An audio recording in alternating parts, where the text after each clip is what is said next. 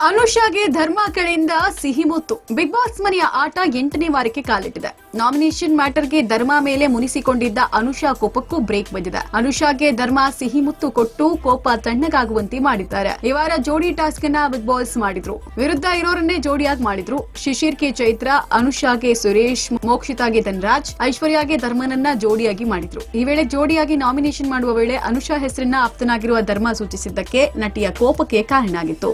ಈ ವಿಚಾರವಾಗಿ ಇಬ್ಬರ ನಡುವೆ ವಾಗ್ವಾದ ನಡೆದಿತ್ತು.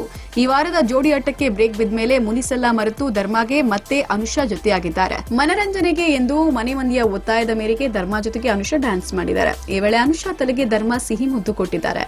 ತರಲೆ ಅಂತ ಅನುಷಾ ಹೊಸಿ ಕೋಪ ತೋರಿಸಿದ್ದಾರೆ. ಇಬ್ರು ಮತ್ತಷ್ಟು ರೊಮ್ಯಾಂಟಿಕ್ ಆಗಿದ್ದನ್ನ ನೋಡಿ ಮನೆ ಮಂದಿ ನಕ್ಕಿದ್ದಾರೆ. ಇನ್ನು ಧರ್ಮ ಮತ್ತು ಅನುಷಾ ಕಳೆದ 7 ವರ್ಷಗಳಿಂದ ಪರಿಚಿತರು. ಇಬ್ಬರ ನಡುವೆ ಸ್ನೇಹ, ಸಲುಗೆ, ಪ್ರೀತಿ ಎಲ್ಲವೂ ಇತ್ತು. ಅದೇನಾಯ್ತು ಏನೋ ಇಬ್ಬರು ಬ್ರೇಕಪ್ ಮಾಡ್ಕೊಂಡಿದ್ರು. ಈಗ ಮತ್ತೆ ಬಿಗ್ ಬಾಸ್ ಮನೆ ಅವರ ಪ್ರೀತಿಗೆ ಸೇತುವೆ ಆಗಿದೆ.